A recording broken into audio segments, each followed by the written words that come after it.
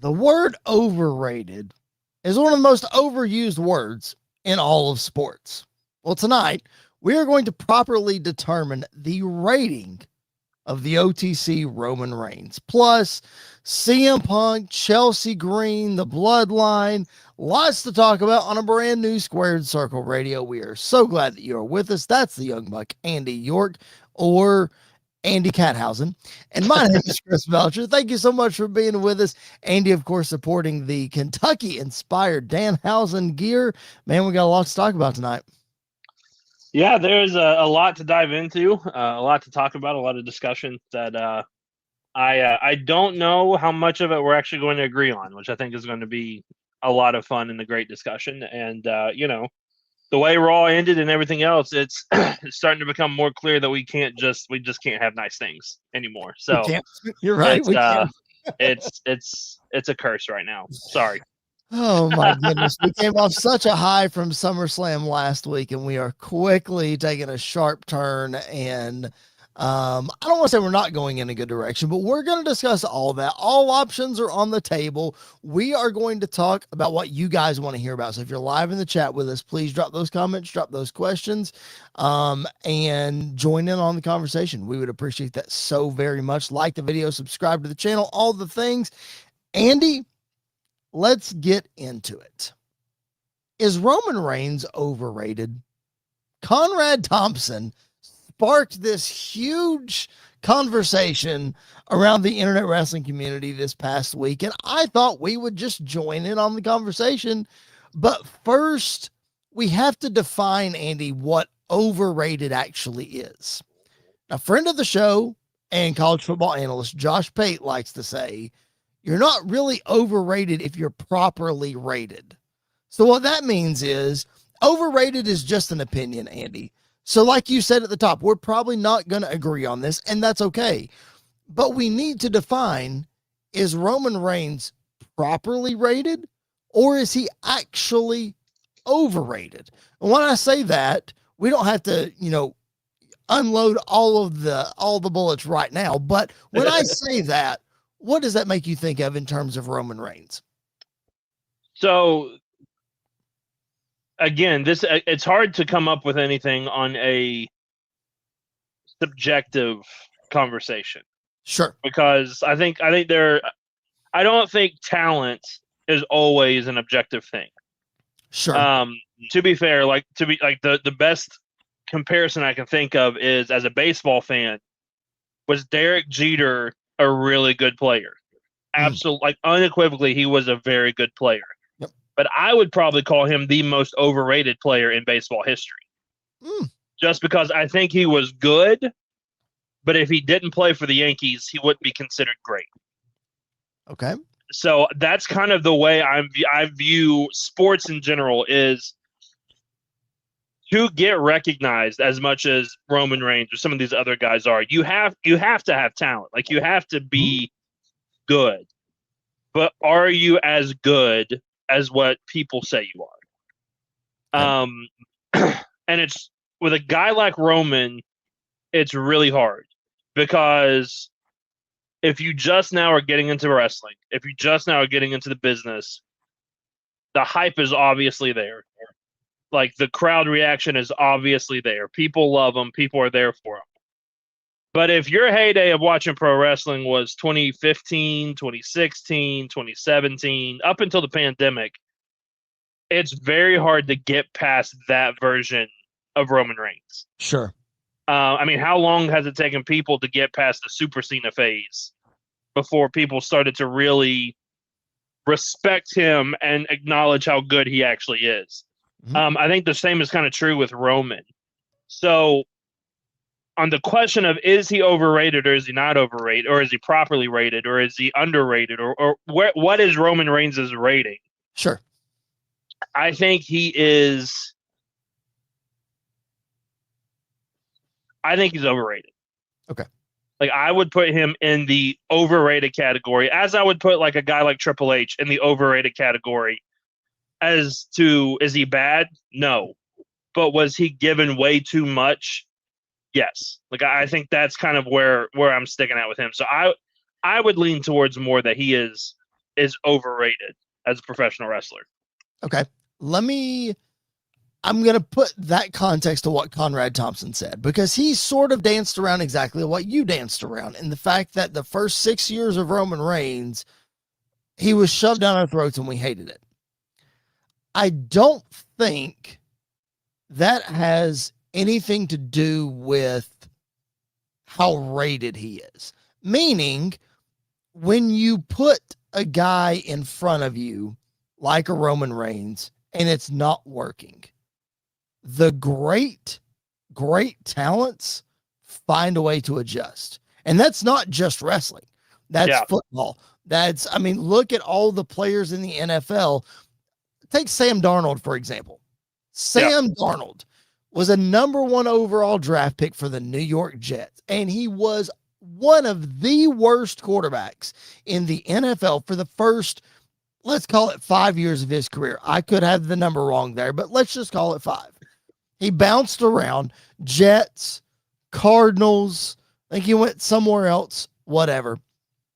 Well, what happened, Andy, when he went to the Minnesota Vikings? All of a sudden, he went 14-2, 15-2, whatever it was, won comeback player of the year, and everybody's saying, oh, it's the system.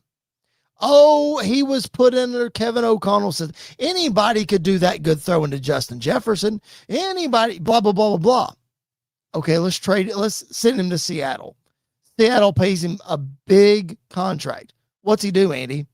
Won a Super Bowl. Yeah. So sometimes you just need a change of scenery. And I don't think that takes away from a rating if Roman Reigns just needed a change of scenery. Am I saying that Sam Darnold is a top 5 quarterback in the NFL? No, I am not. But his career, much like Roman Reigns, was dead in the water until something happened. And that something that happened for Roman Reigns, Andy, was Paul Heyman. And that's the other argument that Conrad Thompson made, is that Paul Heyman deserves way more credit than he is getting for Roman's success. But I'll let you have the floor, Andy. I know I'm going long here, but my argument was, since when has Paul Heyman not gotten a lot of credit for the success of Roman Reigns? You know what I mean? Yeah, but I think a lot of people, I think early on in the Bloodline era and the Tribal Chief era, people were very high on Paul Heyman and were giving him his flowers. Sure. But as time has gone on, then it shifted from Paul to Roman, which it as a mentor to a mentee in that situation, it absolutely should. Mm-hmm. I think, though, that is a very valid statement because of what we've seen with this new version of the Bloodline without Paul Heyman's involvement. Because of the fact that everything that has happened, Bloodline related, Roman Reigns related, post WrestleMania 41, the wrestling, he had one of the best matches of the year against CM Punk at WrestleMania this past year. You can't take that away from him. But storyline wise and character development wise and everything else that we've seen, since Paul Heyman has not been with him, it has not been nearly as good. And it has taken a sharp decline. So I think it's one of those of, was it the system for Sam Darnold, or is he that good of a player? Finally got his chance, finally got comfortable in the league, went out bald with the Vikings, and then went to the Seahawks and won a Super Bowl? Or is it the Bloodline is the only story we can tell with Roman Reigns because that's the only one that he's actually good at and is able to do and is able to really flourish in? And I haven't seen a story outside of the Bloodline that has been captivating, that, every feud that Roman has been in, even since the Bloodline split and this new Bloodline has formed, has always come back to that of, you can't do it by yourself. You have to have the Bloodline with you. You have to have this. You have to have that. So we really haven't seen this version of Roman Reigns stripped away from that to see if it's the story that we all remember of the Bloodline being great, or is it actually Roman Reigns that we remember being great? Sure. And that makes total sense. It does, because the story a lot of times determines the character and the weight of the character and how people feel about it. But when we look at when Roman Reigns appears, there's a reason that he releases his dates and they advertise him in advance.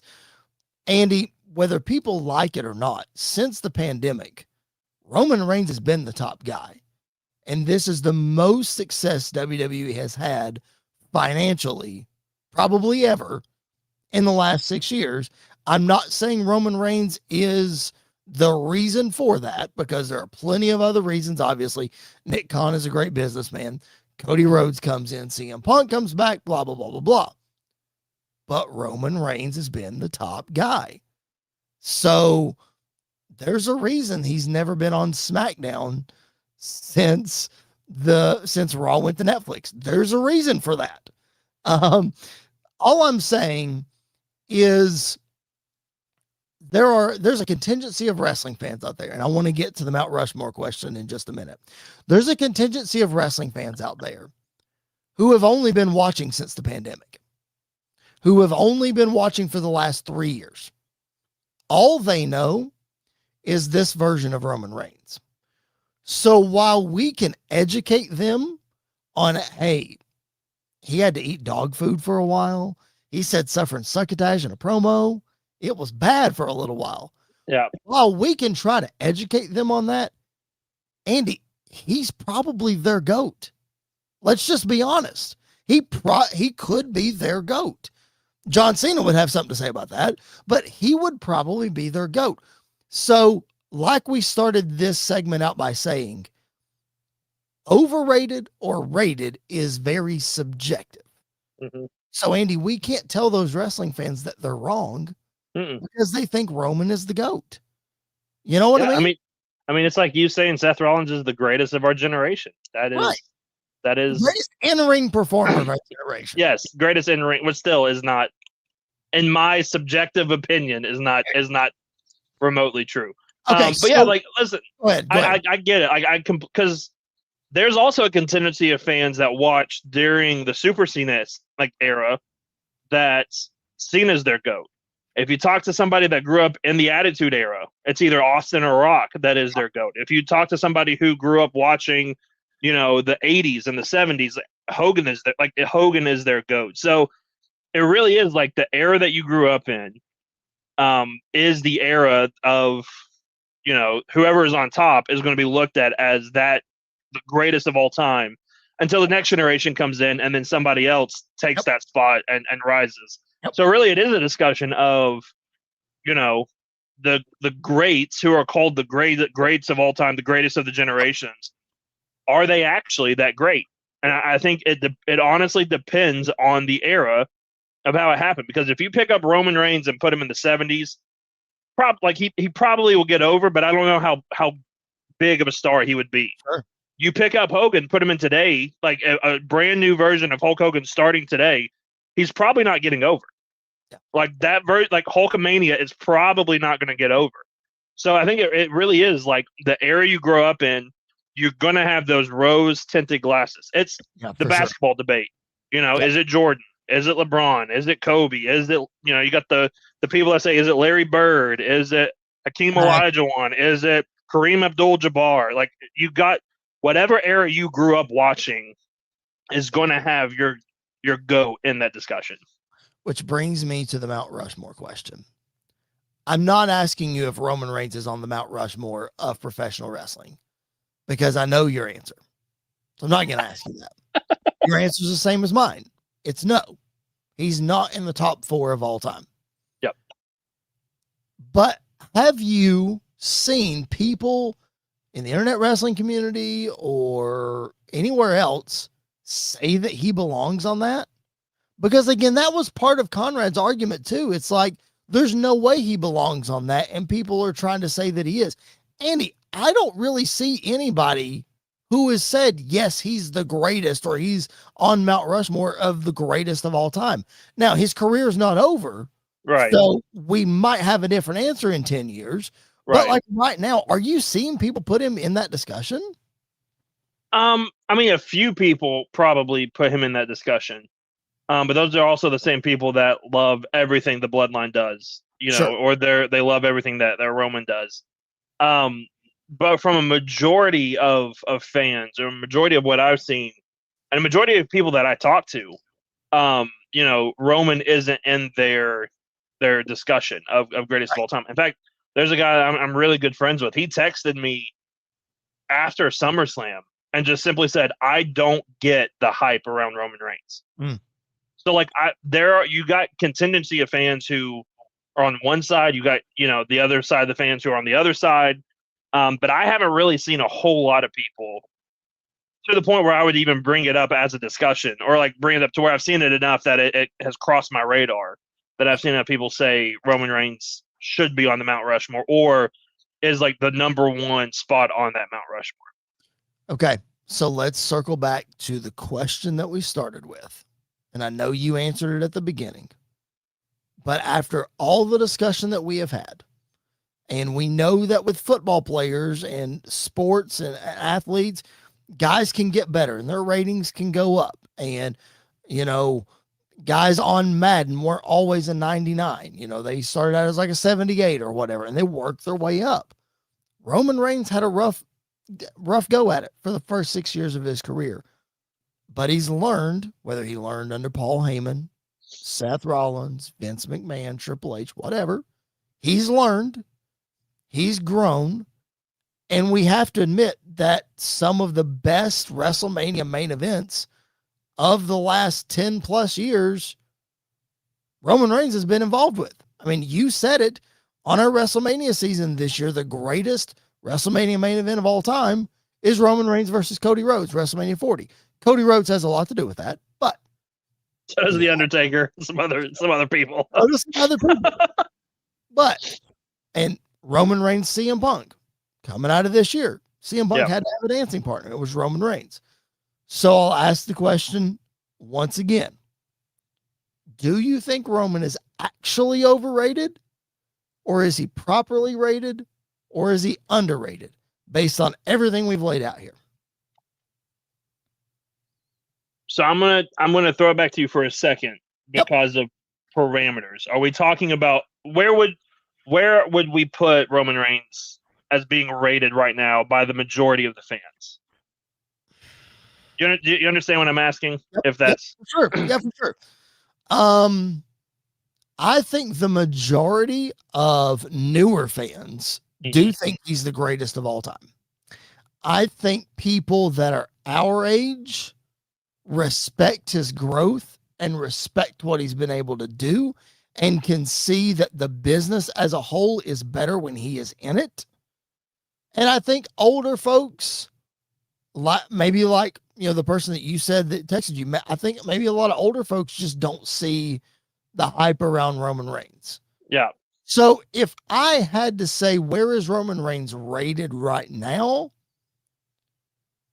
I would say that he is one of the, let's say, top 20 of all time.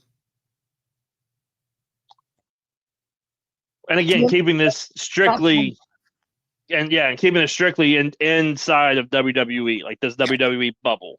Yes. I honestly would probably lean overrated, but not like crazy overrated. Okay. Like I think he is between the 20 to 50 range of, honestly, probably 20 to like 35 range of greatest in WWE. Because like we talked about it, WrestleMania 40 is, in my opinion, the greatest WrestleMania main event of all time. WrestleMania 42 is one of the greatest WrestleMania main events of all time. But WrestleMania 32 is one of the worst, and WrestleMania 34 is one of the worst. So for every great Roman Reigns thing there's also a bad thing that kind of goes along with them. So I would lean overrated, but it's not like super overrated. Right. He's not the most overrated guy in WWE history. Is where I kind of lean with that. For sure. City Kitty Live is in the chat. Thank you so much. She says overrated. Let me answer your question again, and then I will give you my stance. Would you agree, as far as rating Roman Reigns, put your fandom aside? Right. Is he number one in the company right now? Is he the top guy in the company right now?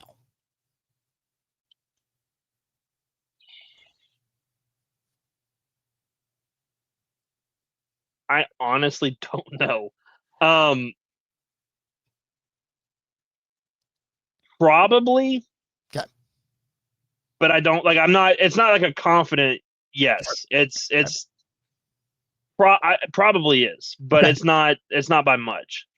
If we are saying that in the history of the WWE, he is the number one guy in this era, and let's just call this era since the pandemic, just because that's where this turn happened for Roman.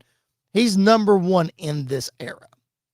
To me, he's properly rated as number one in this era. I think no doubt he's number one right now. Where is he rated all time? I think he's properly rated right now. I don't think he's overrated. If anything, I think he could be underrated, but I think the next 5 to 10 years will tell us that. Yeah. But I think he's properly rated. So I'm not going to go say that, hey, Roman Reigns needs to be top 10, top 5 of all time. He's still got a ways to go. But Andy, 11 WrestleMania main events, those don't just get handed out. Like a lot of Conrad's argument was industry plant. Roman's spot can be interchangeable, this, that, and the other. I don't believe that. I don't. Not now. Right. I think, again, the argument, 2016 to 2019, absolutely it could be interchangeable. For sure. But again, now, right now, it would be hard. I think the only person that really has that opportunity to flip spots with Roman would probably be Cody. But I think, Andy, that's the point that I'm harping on with Conrad's basis for his argument, because he's like laughing when you put Hogan and Roman Reigns in the same argument. I think Roman's better than Hogan. Okay, there you go. Okay, there you go. So, but I have Hogan way down on my list. Exactly.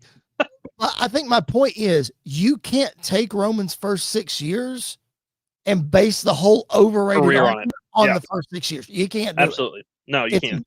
It's impossible because it's a total 180 of what's going on. It is. Okay. So Roman Reigns may be slightly overrated, but most likely properly rated, at least for this era. Because again, it's subjective. Shawn Michaels is still the greatest of all time. There's no ands, if, buts about it. There are a lot of ands, ifs, and buts about that. There's not. There's clearly not. But anyway, we'll see how the rest of Roman Reigns' career progresses. That's a fun little discussion. I just wanted to, again, get in on that. Appreciate you guys being tuned in with us. Whether you're watching the replay, whether you're watching live, thank you so much. I hate to tell you, especially if you're watching live like City Kitty is, we got about 15 more minutes of Roman Reigns talk. But it has to do with Roman Reigns related items that we have to talk about.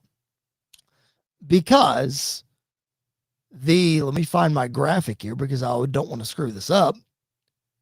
The number one contenders tournament for Roman Reigns World Heavyweight Championship began tonight on Monday Night Raw as we saw Penta defeat Laredo Kid.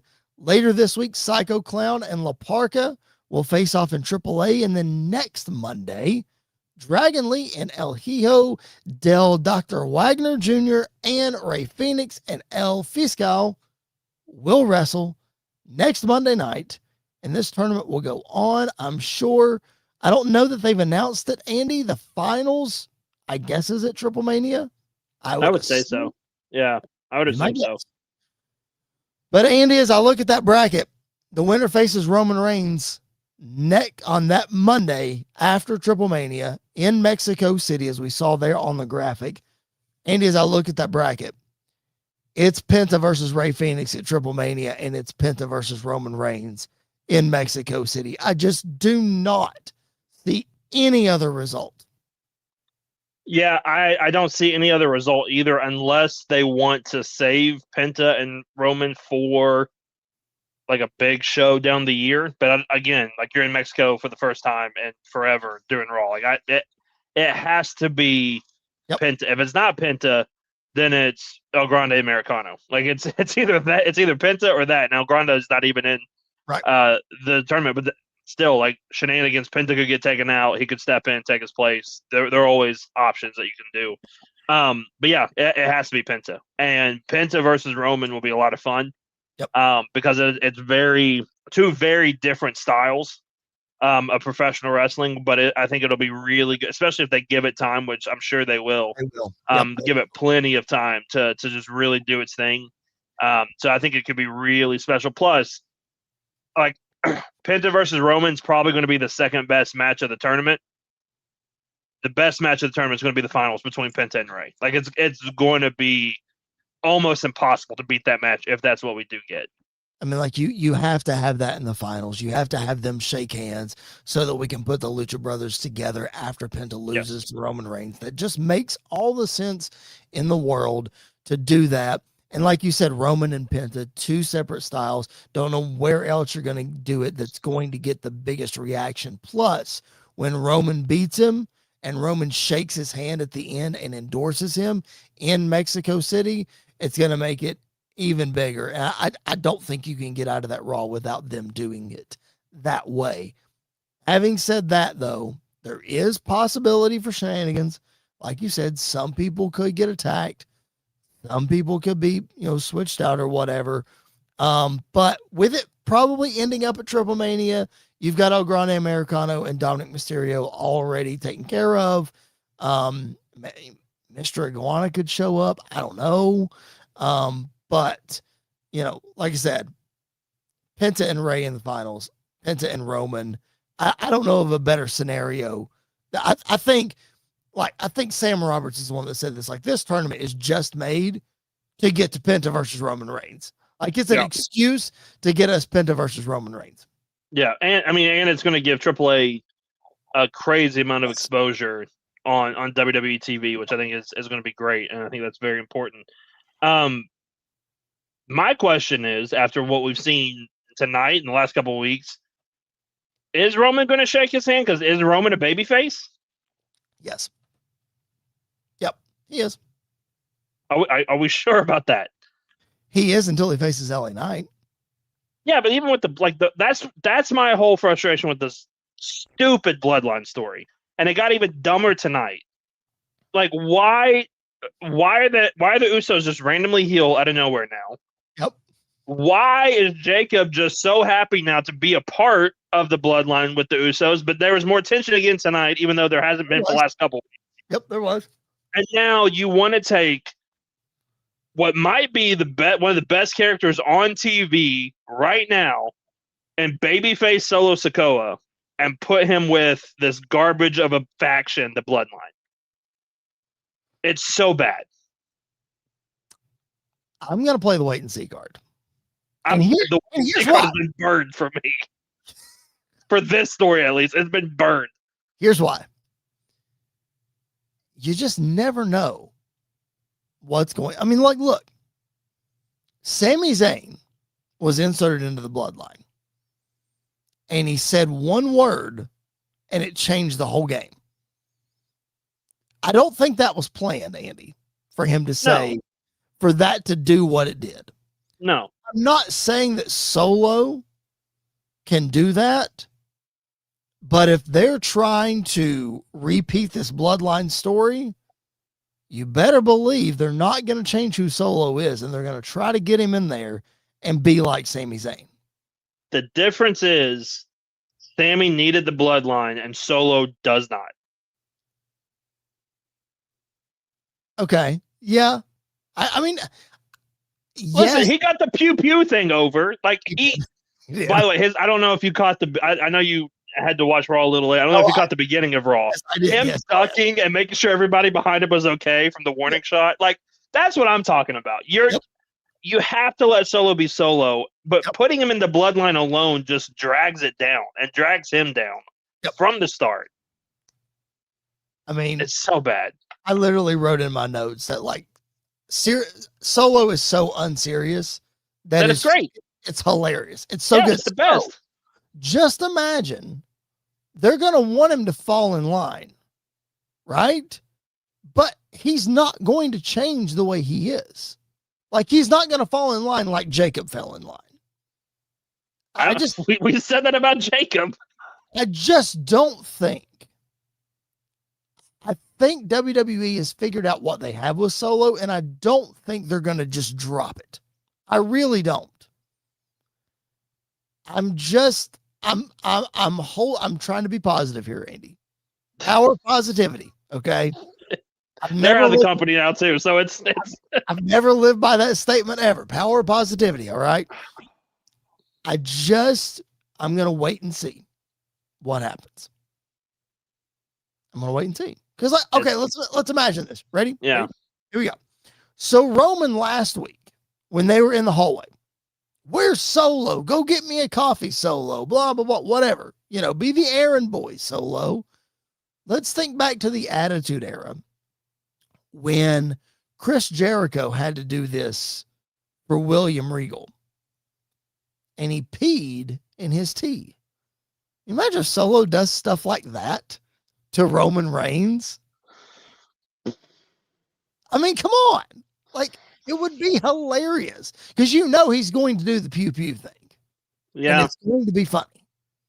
Yeah, but then you have to listen to Jay try to bark like a bulldog, and it's just, I am so burned out on this bloodline, burned out on this bloodline storyline. And I realized tonight, when did Jay and Roman become buddy-buddy again?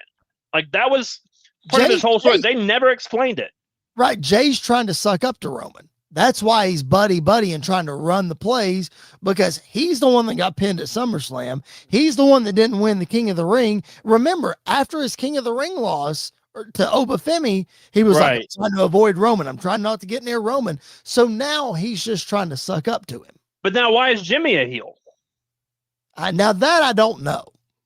He's the heelest one of them all. And I don't know why did he get involved tonight? Like, is he that's like, we don't know the parameters of this story because I don't think they know the parameters of this story. Right. Yes. It has not been explained very well. I'll put it to you that way. And I think they're banking on the star power of Roman Reigns to sort of hold this whole thing together. But when he's not there, it's bad. And even when he is there, it's not great. Like, Roman the last couple of weeks has been awesome because he hasn't been with the bloodline. Right. Yeah. Agreed. I totally agree. I don't know. That's going to be that's part of the Roman Reigns overrated discussion. If he sticks with the bloodline any longer, he's going to start falling down that list even more. But he's still having banger matches without the bloodline's help. For now. For now. That'll all change at some point too. All right. Let's move on. Brock Lesnar officially announced his retirement last week on the Pat McAfee show. And we did a video after WrestleMania paying tribute to Brock over his career. We also dropped a short this past week where I talked about Brock Lesnar and his retirement, talking about seeing him live. Of course, Andy and I were in Nissan Stadium in Nashville when Brock flipped the ring over with a tractor. I know you've also seen him live a couple more times than that. Just talk about seeing Brock live and your impressions of, oh my gosh, like, that dude is actually a monster. So the first time I actually saw Brock live was at a Raw here in Nashville, and I was sitting ramps, like by the ramp, and I was the second row from the actual ramps. Like, I was right by the rampway, and I forget. I want to say it was during his feud with Braun Strowman.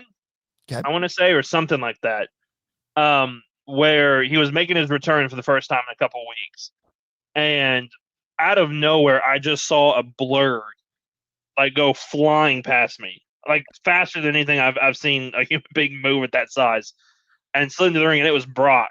And when he worked his way slowly back up the ramp, I knew he was big.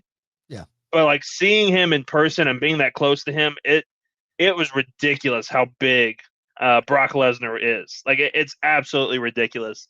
And then the first match I ever saw of Brock Lesnar was actually at a house show in Buffalo, and it was Brock Lesnar versus the Big Show, which was really cool to get to see that. Like, it was a 10-second match. The bell rang. He picked up Big Show, F5'd him.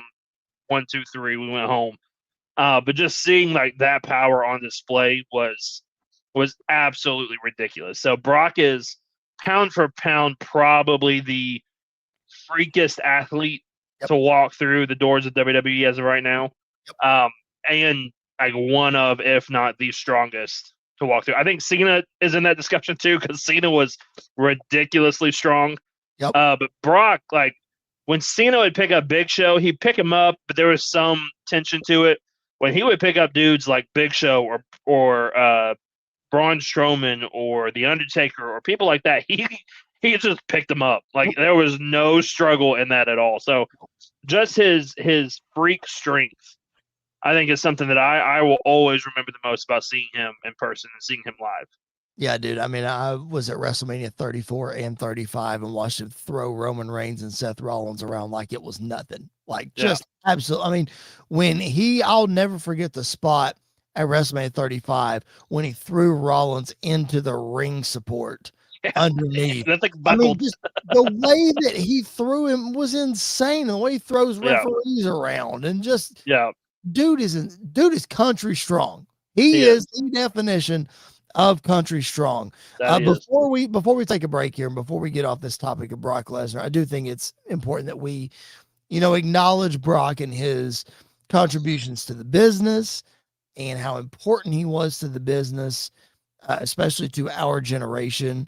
And just him coming on the scene in the Ruthless Aggression era and the impact that he made. But Andy, as you look back at Brock's career, what do you think is Brock's legacy in the WWE? I know you just said he's pound for pound, probably the strongest guy that's ever come through, probably the freakiest athlete. But when it's all said and done, what's Brock's legacy in the WWE? I think Brock's legacy is going to be one that is remembered as like a dude that should not move as fast as he moves, a guy that should not be as athletic as he is. Just the thing, like, I think that is going to be him, is the unthinkable is possible with Brock Lesnar, like, in a lot of ways. Even going back to like the shooting star press that he tried, like, did he hit it? No. But did he rotate fully, basically, and almost nail it? Like, if Brock would have hit that move, you know how different that whole thing would have been viewed. Mm-hmm. Yeah. And he came really close. Like, he came really close to it. Yep. So I think that's going to be my biggest thing with Brock, is just the athleticism that he had. I think that's absolutely part of his legacy. And even like, did he win way too many world championships? Yes. Was he gone and part-time way too long with the title? Yes. Did he have some of the worst matches in WWE history? Yes. Like, there are a lot of bad things with Brock Lesnar. Yep. But when he cared, and when he put in effort, and when he saw the dollar signs that were like potentially he could have from what he was doing, there's nobody better at doing his job than Brock Lesnar. Yeah, I couldn't have said it better myself. I really couldn't. I mean, what I was going to say is, what I hope his legacy is not is that stigma of, I don't want to be here. I'm just here for a paycheck. I could care less about anybody else. I'm holding the title hostage, blah, blah, blah, blah. I hope that's not his legacy. Yeah. Because go look at that tribute video that they did, and all the guys who speak so highly of Brock Lesnar and just what he did for this business, no matter how short of a time it was or how long of a time it was, the impact that he made on the wrestling business, and then his transition to UFC and then back to the WWE. And, nobody's able to do those things. Brock Lesnar truly is a one of one. I don't care how many times Paul Heyman says it. It's true. Yeah. He is a one of one. So I hope that's how we remember Brock, as he's just the alpha male of our species, as Pat would always say. Right. And Pat was not wrong. Pat was not wrong. Let me tell you. All right. Before we move on to some things from Friday Night SmackDown, let's take a little pause for the cause and hear from our friend Tom Bryce and SportsWire Radio. Looking for all the latest happenings in the world of sports and wrestling? Well, you're in luck because SportsWire Radio has you covered 24 hours a day, 7 days a week, and 365 days a year. With great shows in the world of sports, such as the Pinstripe Chronicles, hosted by Uncle Tats, Donald Stewart, and Rob Barrows. New York Baseball Talk with Chris Bazaya and Rob Maraska. The Liftoff Jets, also hosted by Chris Bazaya and Sharman Phillip. Neil Villapiano and the Devil's State of Mind. Randy Dillon's Hockey Fan Chat. In the world of wrestling, SportsWire Radio has you covered with Squared Circle Radio, featuring Chris Belcher, Andy York, and Jared Justice. Those sit-down marks with DB, Primo, AJ, and Michael. A work in progress, featuring the Mayor of Canton, Piles, and Glenn Abbott. You can catch all of these great shows and more anytime, anywhere, and any place via the Listen Live button on SportsWireRadio.org, and you can also catch SportsWire Radio anytime on YouTube at SportsWire Radio 6579 to catch all the latest happenings in the world of wrestling. SportsWire Radio has you covered. It's all sports matters and all wrestling matters here on SportsWire Radio. I am your host, the owner of SportsWire Radio, the #1 global radio station, the owner of the Promo Wrestling Federation, and one of the owners of the Pride Wrestling Federation. Your voice, figuratively and literally, where all wrestling matters, the Reverend Tom Bryce. Thank you, Tom Bryce. Thank you for all you do for SportsWire Radio, and thank you for Squared Circle Radio and for your own SportsWire Radio. We appreciate all that you do. Appreciate you inducting us into the Hall of Fame of SportsWire Radio, not once, but twice. Again, your support means the world to us over the last 5+, it's almost 6 years now, I think. I don't know. It's been a long time. I feel like I've known Tom for longer than I have known Tom. It's crazy. We appreciate him so much, and we appreciate all of you who are tuned in live. And if you're just listening on podcast, thank you so much for doing that as well. All we ask is you subscribe to whatever platform that you're on. Just hit that subscribe button. It's free, doesn't cost you a thing.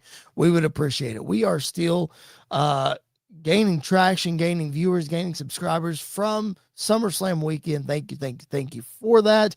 We are almost to 500 subscribers on our YouTube channel. So if you're watching, I know the majority of you that watch our channel are not subscribed. Please, doesn't cost you a thing, and it helps us a ton. Hit that subscribe button. That's the Young Buck Andy York. My name is Chris Belcher. This is Squared Circle Radio, and we appreciate you guys being with us. Let's talk Friday Night SmackDown, Andy. Even though we know that the next WWE Championship match is going to be CM Punk versus Kevin Owens, Cody Rhodes and Randy Orton are still hanging around. So, Andy, this main event picture on SmackDown is getting a little bit crowded with these 4 top guys. Let's focus on Kevin Owens and CM Punk first of all. Now, Andy, these are 2 of your favorites. You've been very vocal about both of them. Now, Wade Barrett on commentary said they could not discuss the history between these 2. And honestly, I think that kind of hurt their promo on Friday Night SmackDown, at least from the fans' eyes. A lot of smart people know what's going on, but could you, Andy, give us just a little bit of the history as to why these 2 guys don't like each other? So the main part of it goes back all the way to when Punk did the podcast with Colt Cabana after he left WWE. And they got slapped. Back to that, I feel like. It does. And they got slapped with a lawsuit from the stupid doctor that when Punk had staff, told him he was fine, told him to go back out to wrestle. He was suing them over that episode. And so as part of that, both Punk and Cabana agreed. And then, again, this is all alleged. So, like, it's not necessarily fact. It's not, I don't know how factual it is, but this is just the part of it. Punk and Cabana decided that they were going to, because the doctor still worked at WWE, they were going to cut ties and not talk to anybody at WWE just to be safe from that lawsuit that they were in. And both of them agreed to it. And then this was still when Kevin Owens and Sami Zayn were in NXT. There was a live show in Chicago where Cabana and Owens and Sammy met to go get pizza together. So Cabana went back on his deal. So that's where the fallout happened between Punk and Cabana. That's where the fallout happened with Punk and Sami Zayn and with Kevin Owens. And so obviously there had been some things that both of them have said in interviews where they never outright named each other, but from context clues, they more than likely were talking about each other. So this is another one of those kind of like Punk and Seth and Punk and Drew, where they just don't really like each other. Sure.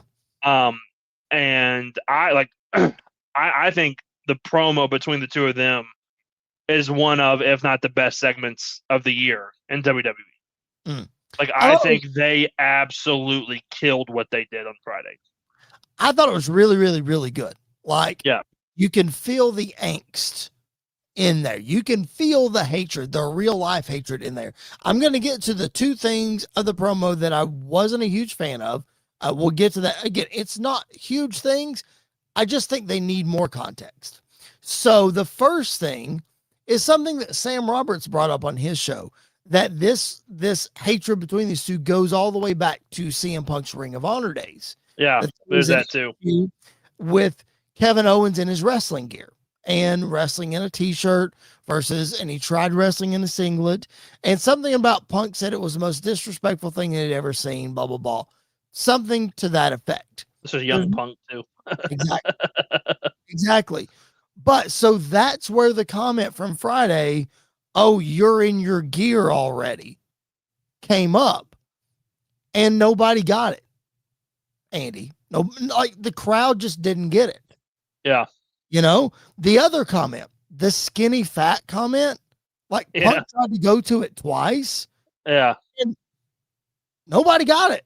Like, that was his punchline before Kevin rebutted, and the crowd went silent. Like, nobody got it, you know? So again, I'm not saying it's a bad thing. I'm not saying it was poorly executed. I'm just saying that some of these Punk feuds that have real life hatred, we're going to have to bring that up. And I know it's their first interaction and we're building, and they certainly are off to a great start building this thing. But Andy, I just think that we need to find a way to say some of these things so that people can be invested in why this is such a personal rivalry.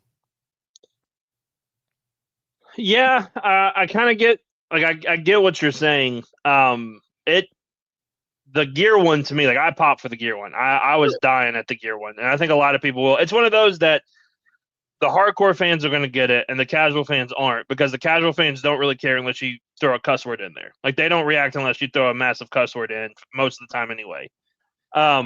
Again, I like Point K's, how the promo ended between the two of them was Kevin Owens, you know, dropping an S-bomb and then them throwing the mics and going in at each other. The other one, like, it wasn't the smart, like, it wasn't the greatest. Like, it was fine. It didn't do anything, but it didn't really hurt it in my eyes, at least.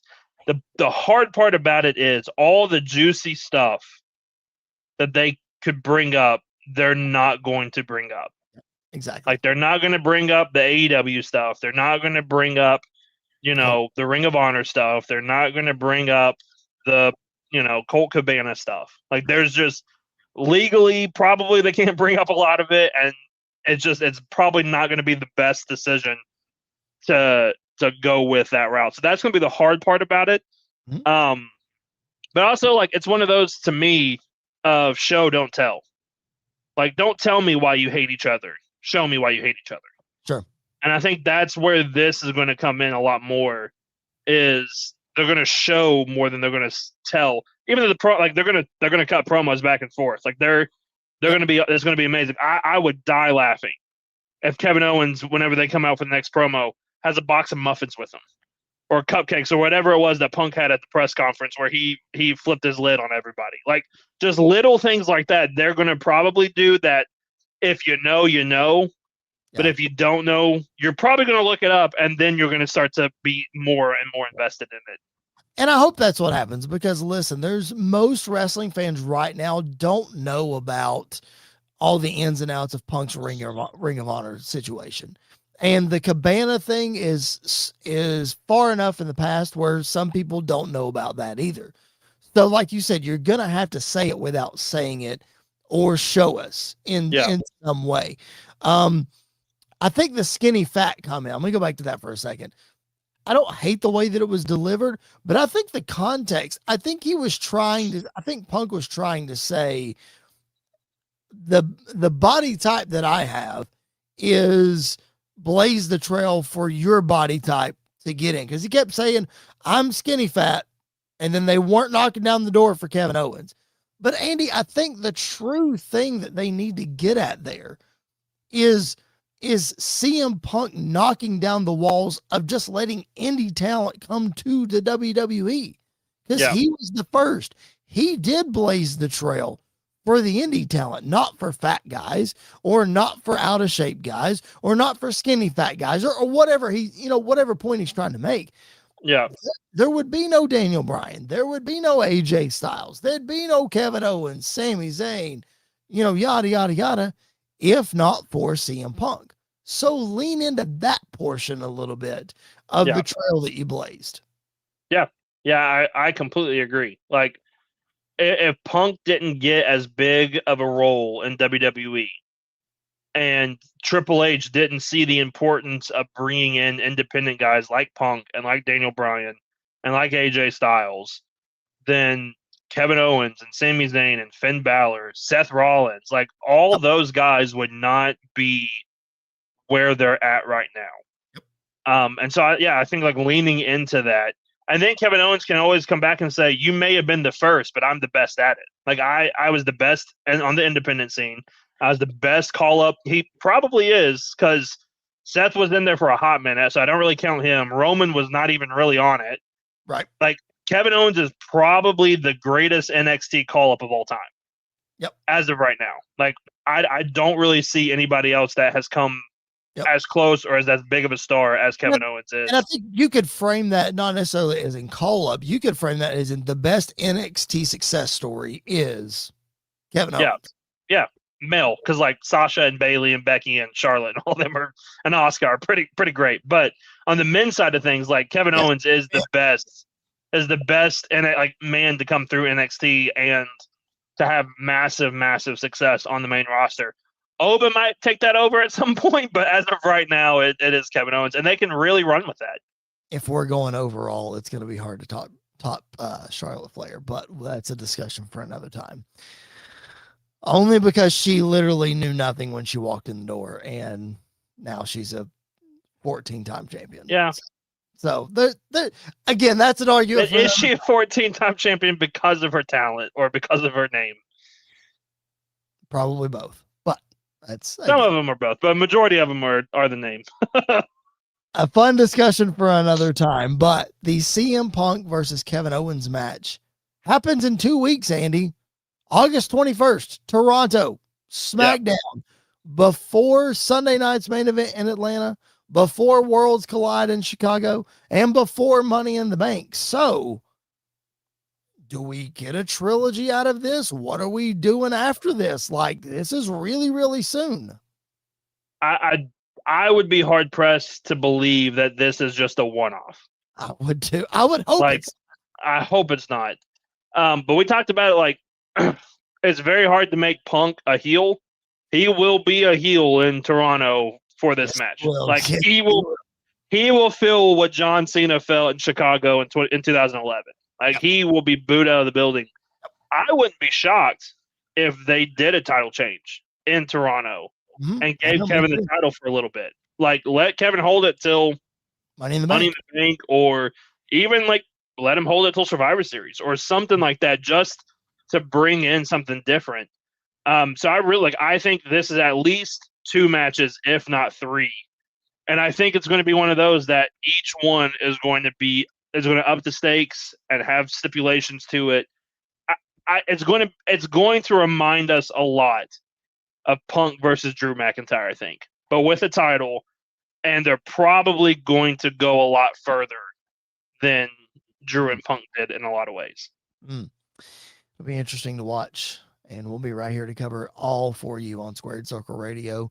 Again, we appreciate you guys being tuned in. Whether you're watching live, the replay, all of those things, let's talk about Cody Rhodes and Randy Orton coming face to face for the first time since WrestleMania 42. And Andy, you talk about a promo back and forth. This one was really, really good. Wasn't as good as Punk and KO, but this was really, really good, getting, as they both said, the worst version of both of them, which could mean a lot of things, Andy. I'm going to say this. Cody Rhodes, and I quote, said he doesn't have to be the good guy anymore. Andy, when a guy like Cody Rhodes says that, you better back it up. We better not be going back on what you said. We better get a different side of Cody Rhodes. Yeah, because I feel like he's not said it in those words before. No, that's exactly right. But he has alluded to that a couple of times. Yep. Of like being different or being more aggressive, and they kind of toy with it some and then like completely back off of it, and he's back to being the good guy babyface again. So I really hope like this pulls the dark side out of Cody to go into this feud with Randy. And I hope we get like a dark side of Randy too. Like bring back an evil killer Randy Orton and let this be what it should have been at WrestleMania, of just these two who have a lot of history together, who have a lot of respect for each other, but they want to see, they want to prove who's better. And they want to prove, is it the protege or is it the mentor? Like who is the best to do it? I think it's great. I think it's awesome. And again, going back to what we talked about, even going into WrestleMania, this feud feels big, especially without the title. Yeah. Like the title being the main focus of the feud at WrestleMania probably led to what we got at Mania. But the fact that you remove the title from this feud, it frees them up to do things like this. Both of them saying, you can't beat me because you're too good of a guy. And Cody saying, no, like I'm not the champ anymore. I'm not the top babyface around here anymore. Yep. I don't have to be the good guy anymore. Like you did this, Randy. But then Randy's saying he's going to make sure Cody never wins the title again. Mm-hmm. So like I love this dynamic that they're telling between the two of them, because you remove the title and you really get down to the bottom of the feud between Cody and Randy. I mean, this is, you mentioned Punk Drew a few minutes ago. This is Punk Drew right here. Yeah. If done correctly, I was a big advocate, and I'll admit it, I was a big advocate for the championship being in the picture going into WrestleMania, because that's what Randy was chasing.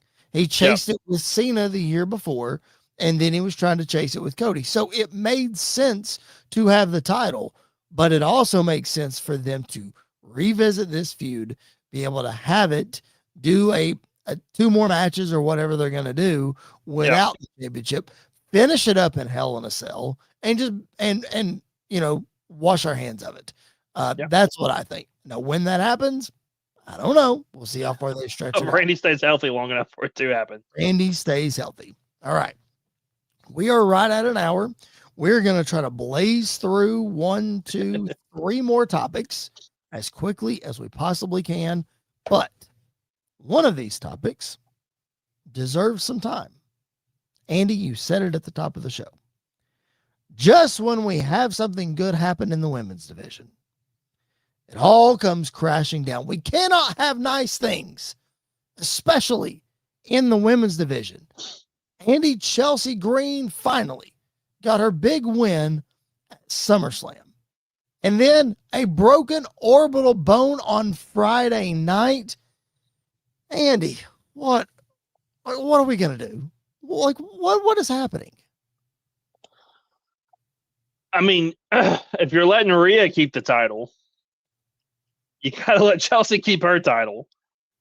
So then we're going to have, 3? If she has to vacate. I haven't even heard if she has to vacate or if they've announced yet or anything. Probably what's going to end up happening is she's probably going to drop the title very soon.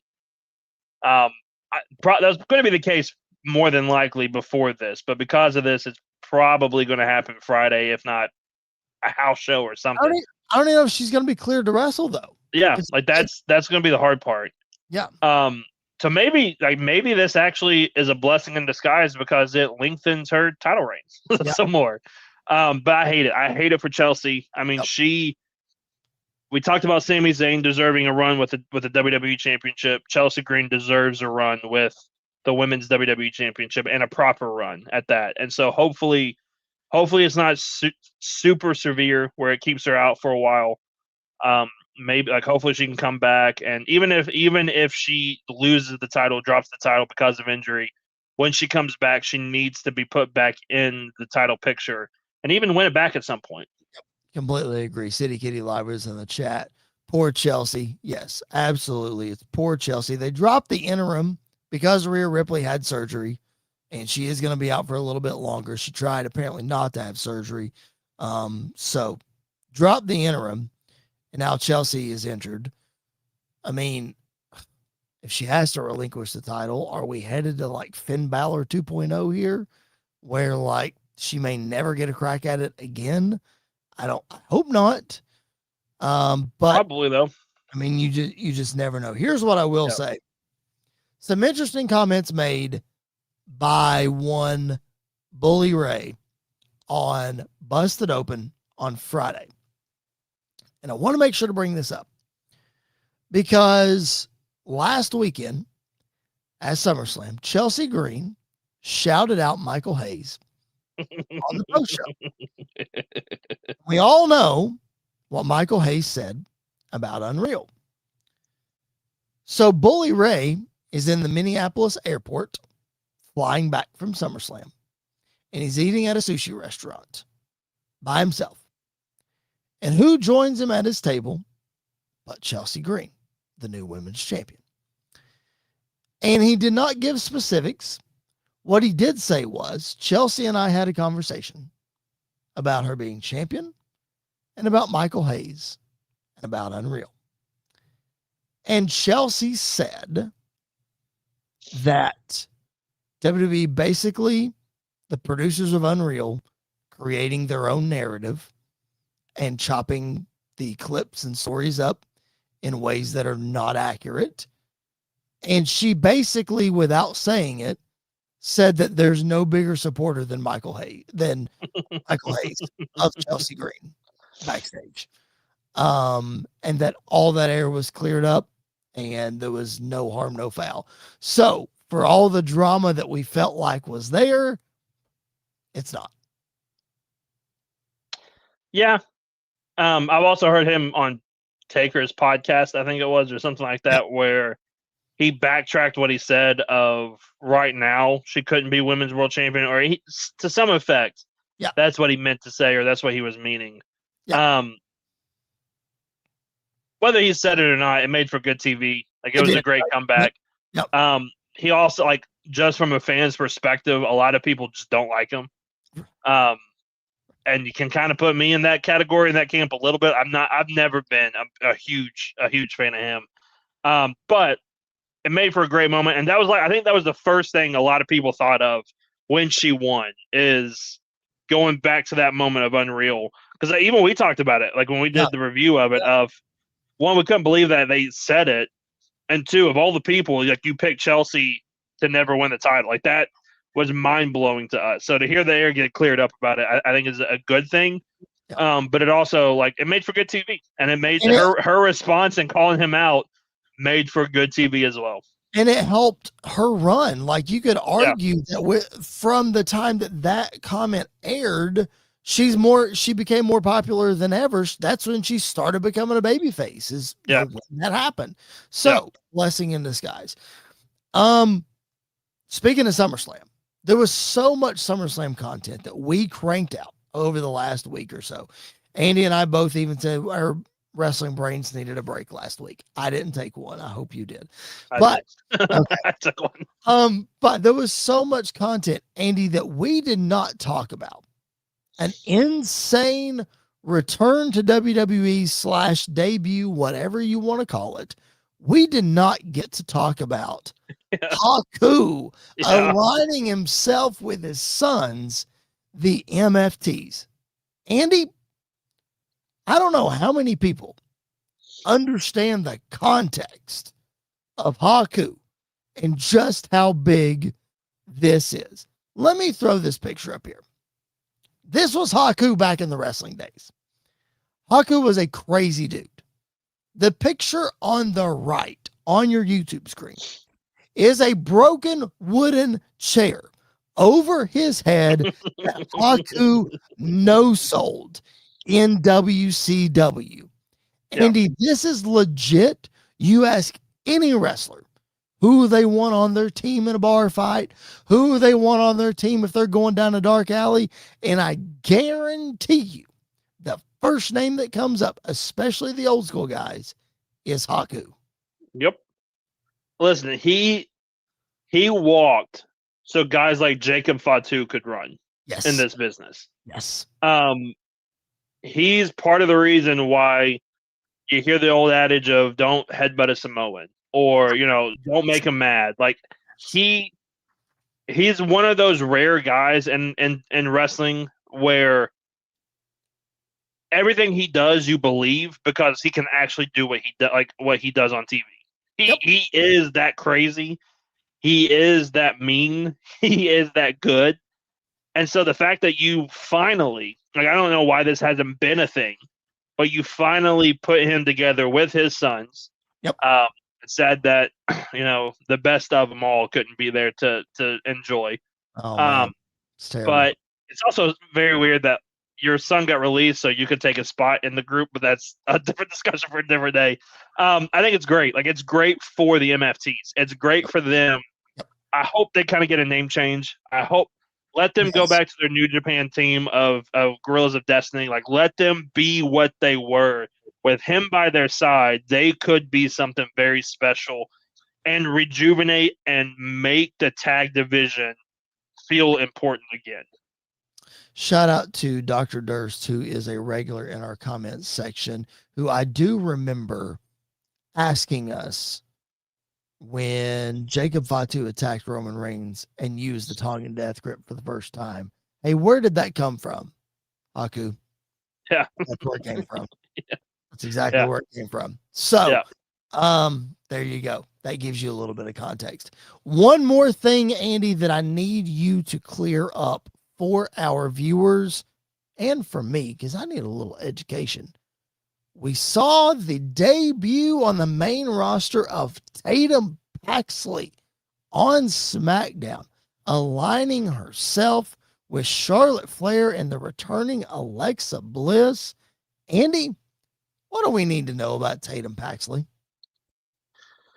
Tatum is, and again, like, I don't even know a whole lot about her, but Tatum is a spark that could be in the women's division if they let her do her thing and like let her kind of what we saw on Friday, let her kind of go with that even more. Which, by the way, when Alexa came back with the Lily doll, and hopefully my actual Alexa didn't hear me. But when she came back with the Lily doll and the lights went out, for a second I went, you released them and now you're doing this with her now. But then when Tatum was on the top and jumped off, like it all made total sense. I think this is a great thing for her.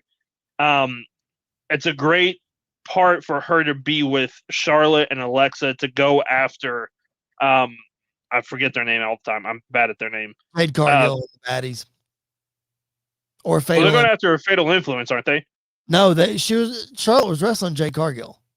That's right. Fatal Influence was with Chelsea. But they can go after the baddies and Jade Cargill. They can go after Fatal Influence or whatever their names are. Like there are a lot of areas that you can go with. And it's probably going to lead even more to the split between Charlotte and Alexa. Yes. So I think that is really what this function is going to be. But there's a lot of potential with her. I think she can do a lot of great things on the main roster if they give her the opportunity. I think it'll be really, really cool. Lots of new faces coming, lots of new storylines, especially on Friday night. SmackDown. SmackDown is a much better show than Raw right now. Yes. It is a much better show. Big time SmackDown coming up on Friday in Boston. 3 championship matches. The men's U.S. Championship, Baron Corbin and Carmelo Hayes. The women's U.S. Championship, Jacy Jayne and Tiffany Stratton. And the Tag Team Championship in a triple threat match, MFTs, Priest and Truth, and the War Raiders. I mean, this is going to be a loaded SmackDown. You got to find some time for KO and CM Punk. You got to find some time for Cody and Randy. That's your show right there. I'm locked in, man. It's going to be a really good show. Yeah, it's going to be really good. SmackDown is in a really good spot right now. Yep. Which makes Raw even more frustrating. So like SmackDown is in a very, very good spot. You talked about it earlier, of the main title picture feeling very full, and I think that's why it feels so important. Is because you have 4 of the biggest names in the company going after the title, with guys like Trick and guys like Baron Corbin and Sami Zayn and Finn Balor in the background ready to step up as well. Yep. So it feels like they're really loaded. Plus, with the vignette of Shinsuke and him coming back, like maybe we can finally get him back to where he was a couple years ago as well. So there's a lot of potential, and there's a lot of areas where we can go in SmackDown. Raw, on the other hand, is convoluted and not good right now. Raw needs a little bit of help. That's for sure. Shout out to City Kitty last week, who in the chat wanted to know where Shinsuke Nakamura was. Asking you shall receive. It's almost like Joe Hendry. Shinsuke is died back. The last week. Yeah, I know. And it was relegated to the commercial break this week. So there's that. All right, man. We went a little long tonight, but there was a lot to get to. Appreciate you guys hanging with us. Hope you enjoyed our discussion. If you did, and you're not subscribed to the show, please make sure that you do that on whatever platform that you have chosen, whether that is Apple, Spotify, YouTube, Google, it doesn't matter. Just subscribe and let us know that you subscribed. And then if you really feel so inclined, steal like 5 of your friends' phones and do the same thing. They're never going to notice. It's going to be fine. They're subscribed to 100 YouTube channels. They're not going to notice. It's fine. All right. Great show tonight. We appreciate you guys being with us. That's the Young Buck, Andy York. My name is Chris Belcher. We'll be back with you next week for another edition of Squared Circle Radio. And until then, peace out.